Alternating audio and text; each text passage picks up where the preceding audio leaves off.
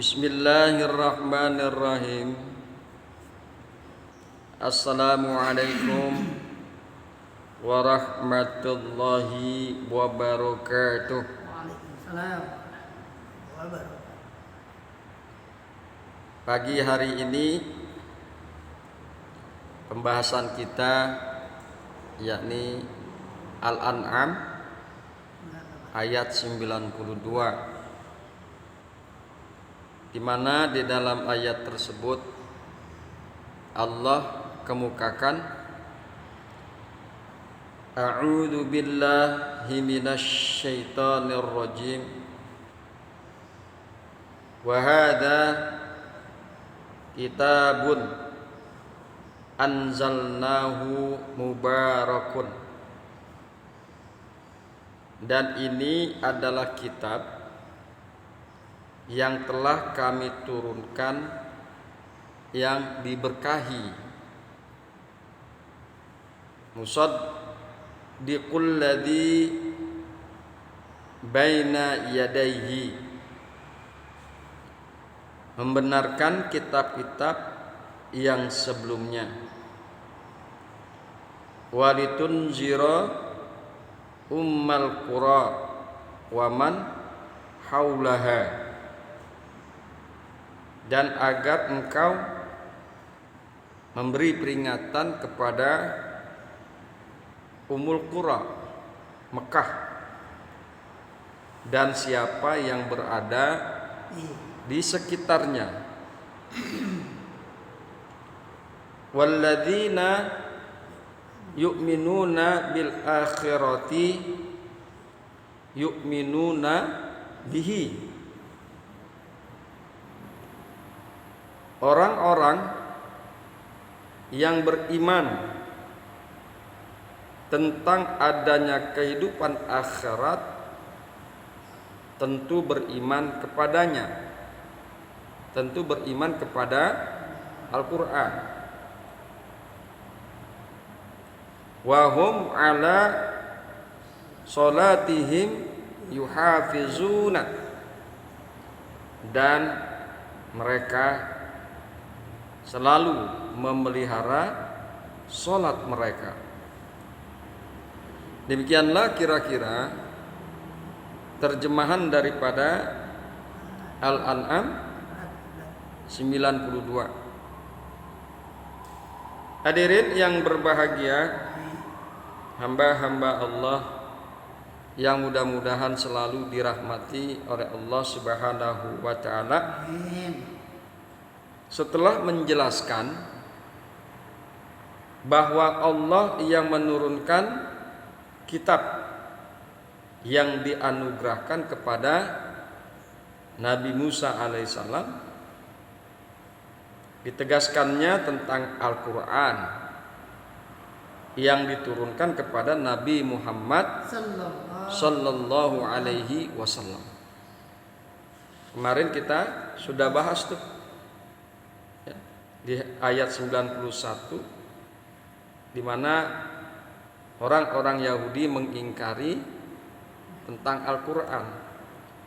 Pengingkarannya tertuang dalam pernyataan mereka, idz qalu ma anzalallahu ala basyarin min syai'in. Ingatlah tatkala mereka berkata, tidaklah Allah menurunkan kepada manusia daripada sesuatu. Katakanlah, man anzalal kitaba allazi jaa bihi Musa nuran wa hudan linnas. Katakanlah, siapakah yang menurunkan kitab yang dibawa oleh Musa sebagai cahaya dan petunjuk bagi manusia. Jadi kemarin itu di ayat 91 Yahudi mengingkari akan Al-Quran, kan tetapi kemudian dikantar oleh Allah, ya, siapakah yang menurunkan Taurat? Karena pernyataan mereka tidaklah Allah menurunkan kepada manusia akan sesuatu. Lantas dikanter oleh Allah. Kalau begitu siapa yang nurunin Taurat? Siapa yang menurunkan Taurat yang diberikan kepada Musa? Itulah pengingkaran Yahudi dan jawaban dari Allah Subhanahu wa taala. Hadirin yang berbahagia, hamba-hamba Allah yang mudah-mudahan selalu dirahmati oleh Allah Subhanahu wa taala, bahwa ayat ini bertujuan menegaskan bahwa Al-Qur'an adalah wahyu ilahi, sebagaimana halnya Taurat yang diakui juga oleh orang-orang Yahudi sebagai wahyu ilahi. Ayat ini bukan bermaksud menyatakan bahwa wahyu itu diturunkan kepada Nabi Muhammad, karena tujuannya adalah membantah pernyataan orang-orang Yahudi atau kaum musyrikin Mekah yang menyatakan Allah tidak menurunkan sesuatu. Yang kemarin tuh ayat 91. Itu sebabnya redaksi ayat ini tidak serupa dengan firman-Nya dalam beberapa ayat lain yang secara tegas menyatakan kitabun anzalnahu ilaika mubarakun, kitab yang telah kami turunkan kepadamu yang diberkahi. Ini tertuang di dalam Quran surat Shad ayat 29. Jadi intinya bahwa ayat 92 ini Al-An'am menginformasikan kepada seluruh umat manusia bahwa Al-Quran itu adalah wahyu ilahi dan Allah lah yang telah menurunkan Al-Quran. Hadirin yang berbahagia, hamba-hamba Allah yang mudah-mudahan selalu dirahmati oleh Allah Subhanahu wa taala. Kemudian kita akan coba tinjau daripada tafsir Jalalain. Dikemukakan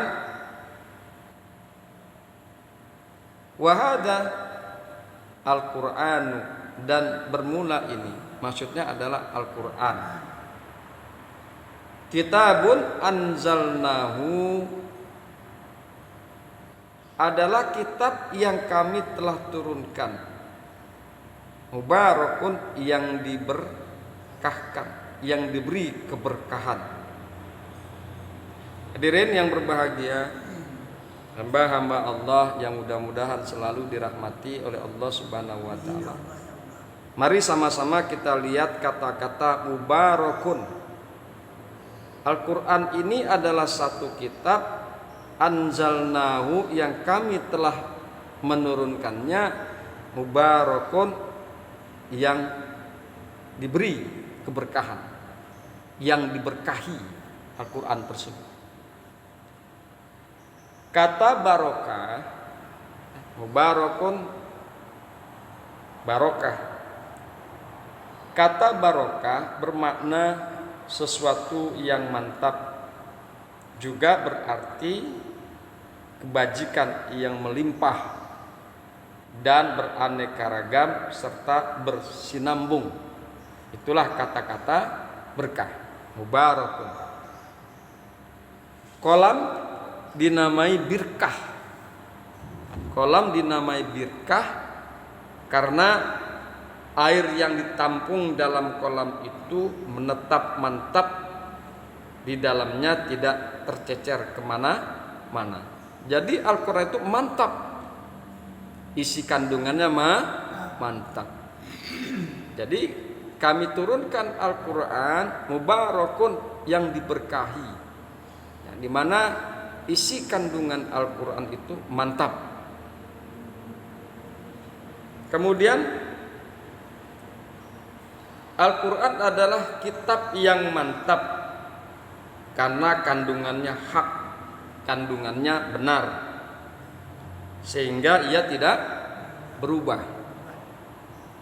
Apa yang diberikannya benar-benar terjadi atau akan terjadi, sehingga tidak mengalami perubahan, baik karena kesalahan ataupun kelupaan.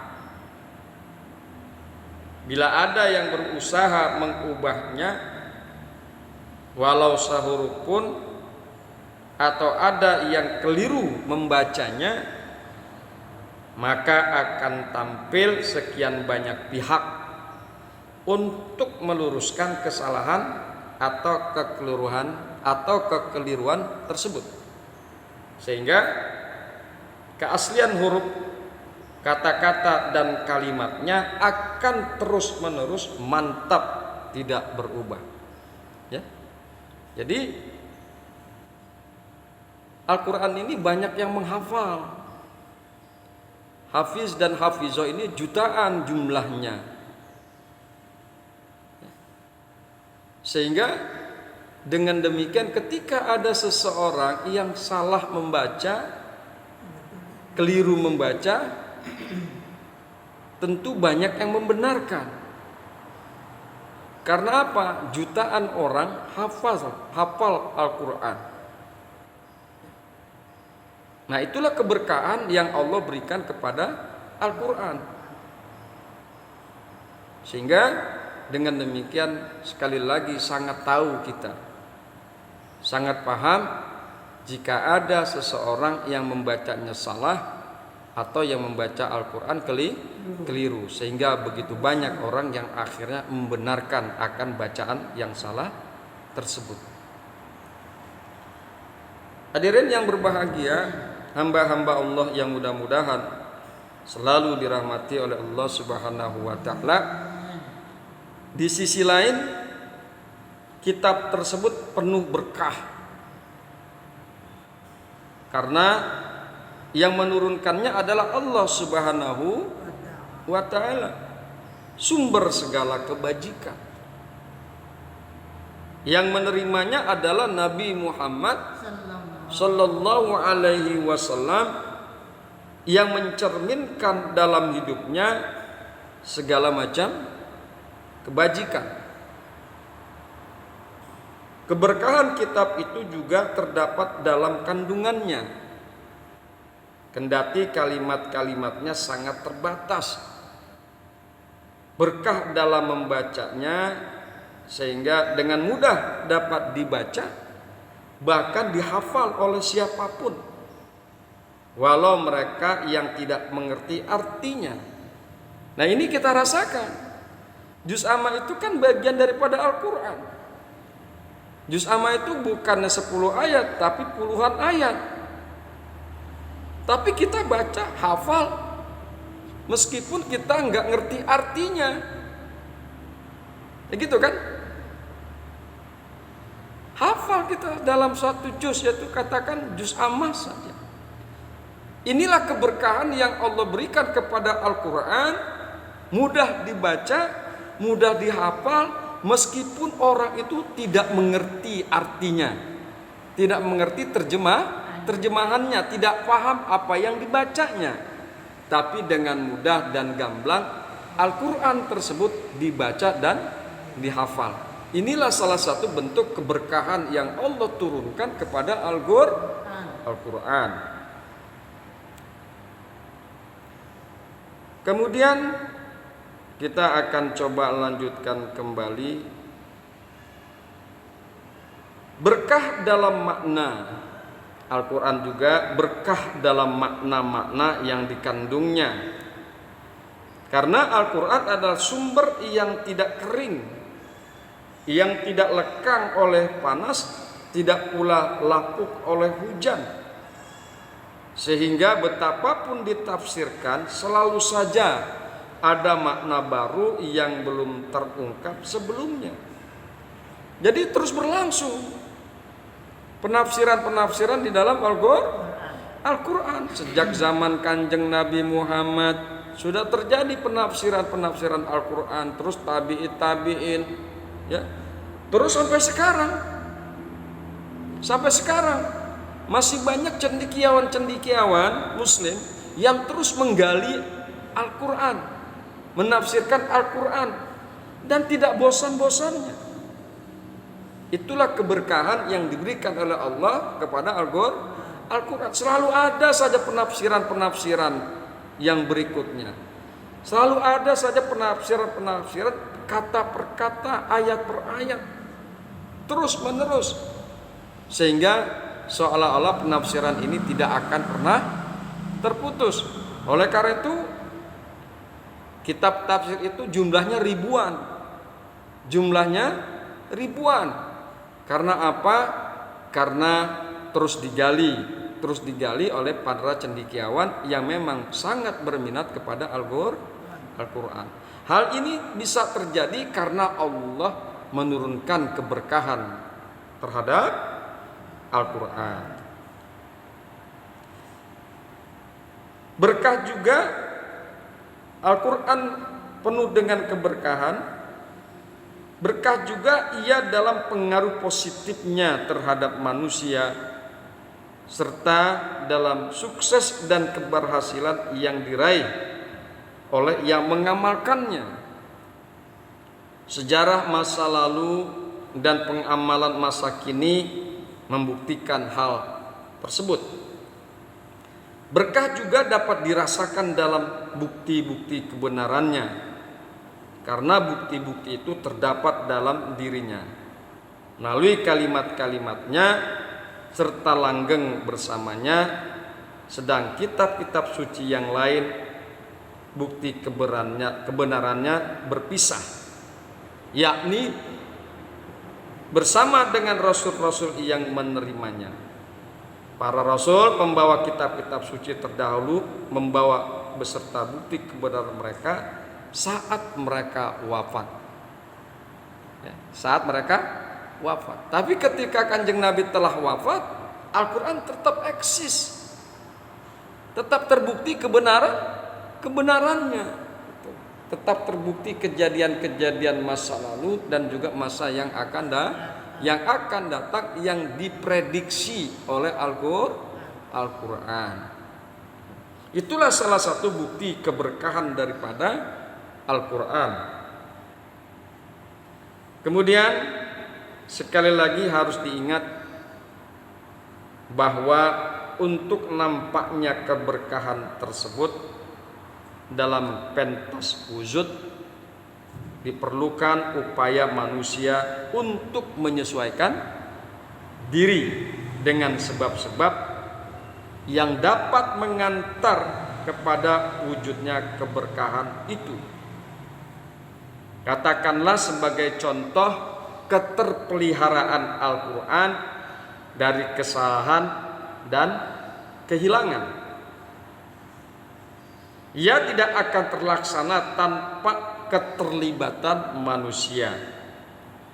Itulah agaknya yang menjadi salah satu alasan mengapa Allah menggunakan bentuk jamak ketika menyatakan bahwa sesungguhnya kami yang menurunkan Al-Quran dan kami adalah pemelihara atasnya.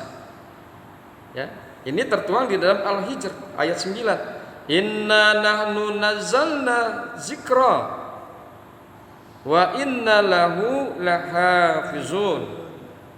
Sesungguhnya kami yang menurunkan Al-Quran, kami yang menurunkan Az-Zikra, dan kami adalah pemelihara atasnya. Perhatikan kata-kata kami, ya, itu adalah jamak. Itu adalah jamak. Kata kami menunjukkan adanya keterlibatan selain dari Allah, yakni ketika menurunkannya, yakni malaikat Jibril alaihi salam terlibat tuh, ya. Jibril alaihissalam terlibat dalam turunnya Al-Quran, ayat-ayat Al-Quran. Sedang dalam pemeliharaannya, kaum muslimin dituntut untuk berperan aktif menghafal Al-Quran. Ada yang 1 juz hafal, ada setengah juz hafal. Ya, para imam kan hafal. Ya. Ada yang hafal 2 juz, 3 juz, bahkan hadang hafal 30 juz. Begitu mudahnya Allah memberikan kepada manusia untuk bisa menghafal. Dan yang menghafal itu juga bukan 10 atau 20 orang, tapi jutaan. Ini adalah bukti keberkahan Al-Quran yang memang sengaja Allah turunkan di dalam Al-Quran tersebut akan keberkahan itu, tentang keberkahan tersebut. Kemudian kita lanjutkan. Musaddiqul ladzi baina yadayhi qablahu minal kutub. Al-Quran juga diturunkan dalam rangka membenarkan kitab-kitab yang diturunkan sebelumnya.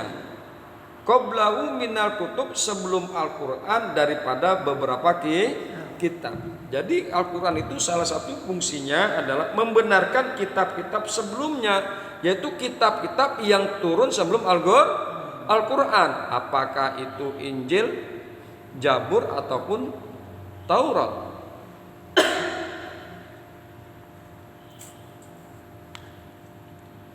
Membenarkan kitab-kitab sebelumnya tidak berarti bahwa Al-Quran membenarkan semua kandungan dalam kitab-kitab suci yang lalu. Apalagi jika yang dimaksud adalah kitab-kitab suci umat lain yang beredar sekarang. Ya, jadi yang beredar sekarang itu sudah tidak murni, baik Injil maupun Taurat. Ya. Yang saat ini yang beredar adalah sudah tidak murni dan tidak suci lagi. Taurat yang sekarang tidak seperti Taurat yang diturunkan kepada Musa alaihissalam. Injil yang sekarang tidak murni seperti Injil yang diturunkan kepada Isa alaihissalam. Pembenaran yang dimaksud di sini adalah musaddiqal lima baina yadayhi. Musaddiqal ladzi baina yadayhi, fungsi daripada Al-Quran membenarkan kitab-kitab yang sebelumnya. Pembenaran yang dimaksud di sini dikaitkan dengan adanya berita dalam kitab-kitab suci yang lalu tentang kedatangan seorang nabi yang membawa kitab suci, dalam hal ini Nabi Muhammad sallallahu alaihi wasallam, dan kedatangan Al-Quran. Jadi yang dibenarkan itu salah satunya yang selama ini disembunyikan oleh orang Yahudi tentang akan datangnya seorang nabi, yaitu Nabi Muhammad sallallahu alaihi wasallam dengan membawa Al-Quran. Itu tertuang di dalam Taurat, kemudian dibenarkan oleh Al-Quran. Ketika terbukti kehadiran Al-Quran, maka itu berarti Al-Quran membenarkan kitab-kitab terdahulu itu dalam kandungan pemberitaannya tentang akan datangnya Nabi Sallallahu Alaihi Wasallam membawa Al-Quran. Dapat juga pembenaran itu dipahami dalam arti membenarkan para nabi yang menyampaikannya, membenarkan kandungannya yang berkaitan dengan prinsip-prinsip akidah, syariah, dan akhlak. Rincian hukum dalam kitab-kitab suci yang disampaikan oleh para nabi itu pun dibenarkannya oleh Al-Quran dalam arti sesuai dengan kebutuhan masyarakatnya ketika itu. Walaupun kemudian karena perkembangan dan kemaslahatan sebagian dari rincian hukum tidak berlaku lagi. Jadi rincian hukum nabi-nabi terdahulu tidak berlaku lagi pada zaman Kanjeng Nabi Muhammad sallallahu alaihi wasallam. Karena untuk kemaslahatan dan dalam kondisi yang berbeda antara umat yang terdahulu dengan umat yang sekarang. Hadirin yang berbahagia, hamba-hamba Allah yang mudah-mudahan selalu dirahmati oleh Allah Subhanahu wa taala. Kemudian walitunzira, dan agar engkau dengan Al-Qur'an tersebut memberikan peringatan. Bitai wal ya'i, ini dibaca dengan ta dan ya. Walitunzira dengan ta, dan agar engkau memberikan peringatan dengan Al-Qur'an. Kalau dengan ya, waliyunzira, dan agar dia, yaitu Kanjeng Nabi Muhammad, memberikan peringatan dengan Al-Qur'an. Jadi walaupun dibaca ta ataupun ya, tetap dia kembali kepada Kanjeng Nabi Muhammad sallallahu alaihi wasallam sebagai yang memberikan peringatan. Walitunzira, litunzira ini adalah atpun, adalah menjadi atap ala makna qablahu, atas makna sebelumnya. Maksudnya adalah anzalnahu, kami menurunkan Al-Qur'an, lil barokati, untuk keberkahan, wa tasdiki, dan membenarkan, walitunzira bihi, dan engkau memberikan peringatan dengan Al-Qur'an. Jadi litunzira ini adalah atop untuk mubarak dan juga atop untuk musaddiq. Siapa yang diberikan peringatan? Yaitu Ummul Qura, wa man haulahu, dan orang-orang yang berada di sekitar Ummul Qura, yaitu ahlu Mekah, ahla Makkata wa syairin nasi. Yang diberikan peringatan itu adalah penduduk Mekah dan seluruh umat manusia. Hadirin yang berbahagia, hamba-hamba Allah yang mudah-mudahan selalu dirahmati oleh Allah Subhanahu wa taala.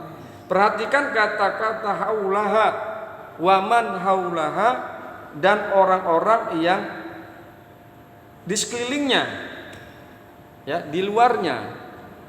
Kadang-kadang memang kita kalau bicara tentang sekelilingnya itu radiusnya pendek. Paling-paling 10 km atau 20 km. Hal yang ini disanggah oleh salah satu mufasir yang bernama Syekh Mutawalli Asy-Sya'rawi. Kalau menurut beliau, ayat ini menggunakan kata waman haulaha, dan siapa yang berada di sekelilingnya, agar engkau memberikan peringatan kepada penduduk Mekah dan orang-orang yang di sekelilingnya.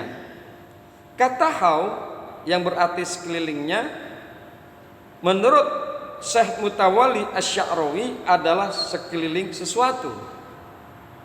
Ia adalah yang melingkari suatu titik kecil atau besar. Setiap titik atau pusat dilingkari oleh suatu lingkaran yang boleh jadi lingkaran itu kecil, katakanlah 20 km, dan boleh jadi lebih besar, 100 km bahkan lebih. Betapapun luas dan besarnya atau sempit dan kecilnya, ia tetap dinamai dan merupakan lingkaran. Ini berarti kata di sekelilingnya atau yang melingkarinya mencakup luas yang tidak terbatas. Keliling sesuatu mencakup seluruh tempat. Memang satu lingkaran betapapun kecil atau besarnya selalu saja bernilai 180 derajat. Jadi yang dimaksud dengan sekelilingnya ini adalah tidak terbatas. Ya. Wa man haulahu, dan orang-orang yang berada di sekelilingnya itu tidak terbatas. Ya.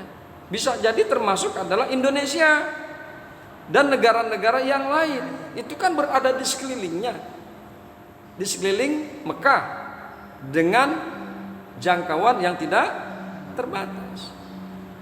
Makanya Imam Jalaluddin mengemukakan di sini adalah walitunzira ummal qura wa man haulaha ay ahla Makkah wasairin nas, agar engkau hai Muhammad memberikan peringatan kepada Ummul Qura, yaitu penduduk kota Mekah dan orang-orang yang berada di sekeliling kota Mekah.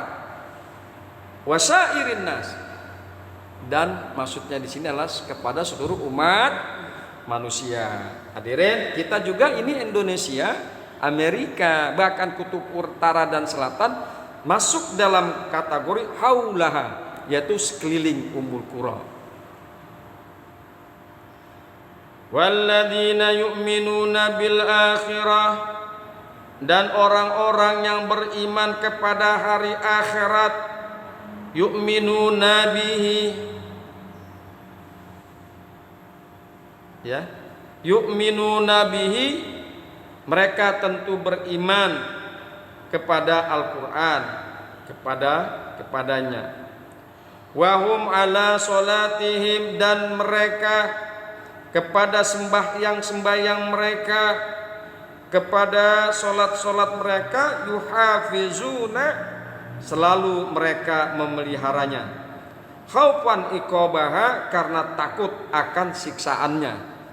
Karena takut akan siksaan seandainya mereka meninggalkan sholat. Oleh karena itu dikemukakan wahum, dan bermula mereka orang-orang yang beriman dengan Al-Quran, mereka yang beriman dengan hari kemudian, hari akhirat, ala sholatihim, atas sholat mereka, yuhafizuna, selalu mereka memelihara akan sholat tersebut.